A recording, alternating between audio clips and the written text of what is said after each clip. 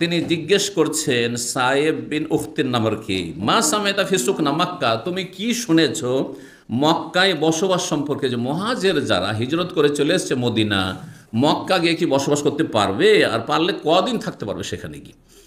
কালা, তখন তিনি বললেন, সামেতুল আলা ইবনুল হাজরামি, আলা ইবনুল হাজরামি রাদিয়াল্লাহু তাআলা আনহু, প্রখ্যাত সাহাবী থেকে শুনেছি। আলা ইবনুল হাজরামি এই অঞ্চলের জন্য প্রখ্যাত সাহাবী, বিশেষ করে কি জানেন, আলা ইবনুল হাজরামি রাদিয়াল্লাহু তাআলা আনহু কি এই অঞ্চলে নবী সাল্লাল্লাহু আলাইহি ওয়াসাল্লাম গভর্নর করে পাঠিয়েছিলেন।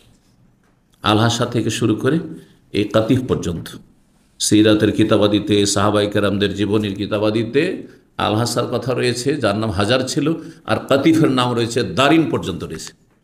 দারিন জানেন? জি, দারিন রয়েছে। দামাম ছিল না, দামাম সাগর থেকে উঠেছে পরে, দামামের বয়স বেশি না, 100 বছর বা তার একটু কম বেশি। জি, এই এলাকায় আলা ইবনুল হাজরামি রাদিয়াল্লাহু তাআলা এসেছেন, তিনি গভর্নর হয়ে এসেছিলেন। আর এই এলাকা থেকে আবু উবাইদুল জাররাহকে পাঠিয়েছেন রাসূলুল্লাহ সাল্লাল্লাহু আলাইহি ওয়াসাল্লাম। এই এলাকায় মজুসিরা, কারণ এখান থেকে ইরান কাছে, পারস্য দেশ কাছে, মজুসি অগ্নিপূজকরা বসবাস করতো এই এলাকায়।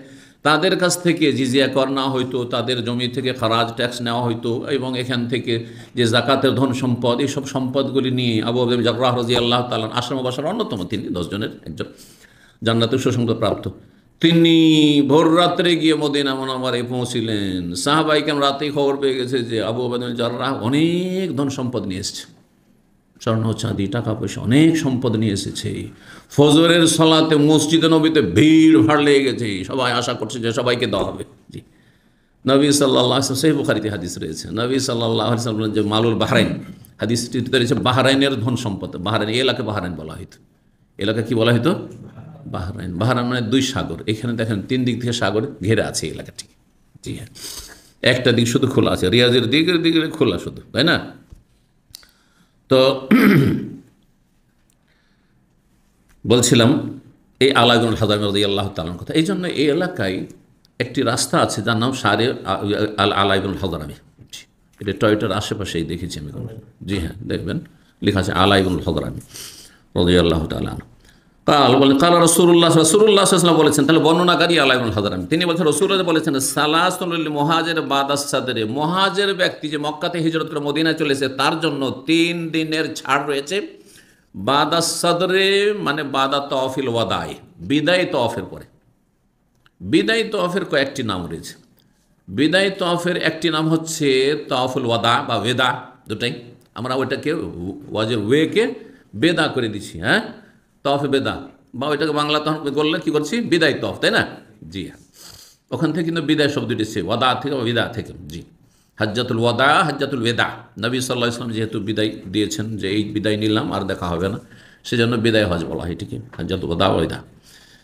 তাহলে তওয়াফে বেদা, বিদায় তওয়াফ। আরেকটি হচ্ছে তওয়াফুস সাদর, সাদারা আস্তর মানে কোনো জায়গা থেকে প্রস্থান করা, ডিপারচার করা।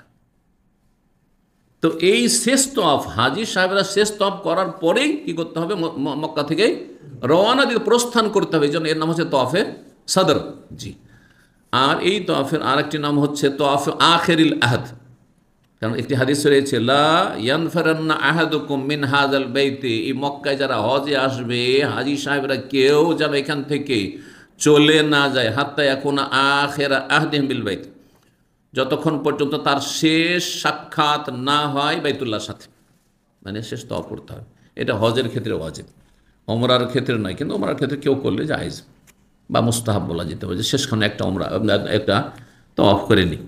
কিন্তু এটা এমন সুন্নত নয় যে সুন্নতে মুআক্কাদা বা সুন্নাত, কারণ সাহাবায়ে কেরাম থেকে এরকম কোনো প্রমাণ নেই স্পষ্ট, যার ফলে কেউ যদি সুন্নাত বলে তো ভুল বলবে, ঠিক আছে। তবে ভালো মুস্তাহাব বলা যেতে পারে যে শেষখানে আপনি কাবার সাথে দেখা করে আসেন, কাবায় তওয়াফ করে আসেন, বিদায় নিলেন, তো দিন থাকতে পারবেন। 48 নম্বর অধ্যায় বলছে বাবু তারিখ, এই অধ্যায় হচ্ছে তারিখ সম্পর্কে।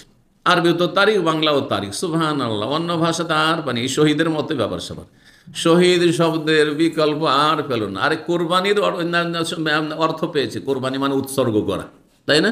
কোরবানি মানে উৎসর্গ করা, কিন্তু শহীদের অর্থ করতে পারলো না। হ্যাঁ, এই ভাষাবিদরা ওই ইসলামেরটাকে নিয়ে কাড়াকাড়ি করে অমুসলিমকেও শহীদ, হ্যাঁ, আল্লাহর দুশ্মনকেও শহীদ, হ্যাঁ, যে পেটের জন্য মরল সেও শহীদ, দুই দিক থেকে দুই মোল্লা লড়াই করছে, এই মোল্লা ওই মোল্লাকে মারছে টুপি দিয়ে, এইদিকে আল্লাহ আকবার ওইদিকে সব শহীদ। কিছু শহীদ এগুলো আল্লাহর কালেমাকে উঁচা করার জন্য যদি কেউ মারা যায় তাহলে শহীদ। মান কাতালা লিতাকুনা কালিমাতুল্লাহি আল উলিয়া ফাহুয়া ফি সাবিলিল্লাহ। লড়াই তাহলে জমির জন্য লড়াই করলেও শহীদ নয়, একমাত্র আপনার নিজের জমি বা নিজের বাড়ি আর বাড়ি দখল করেছে, অথবা নিজের বাড়ির হেফাজতের জন্য, অথবা স্ত্রীর হেফাজতের জন্য, ছেলে মেয়ের হেফাজতের জন্য, তাইলে তখন হাদিসে শহীদ বলা হয়েছে।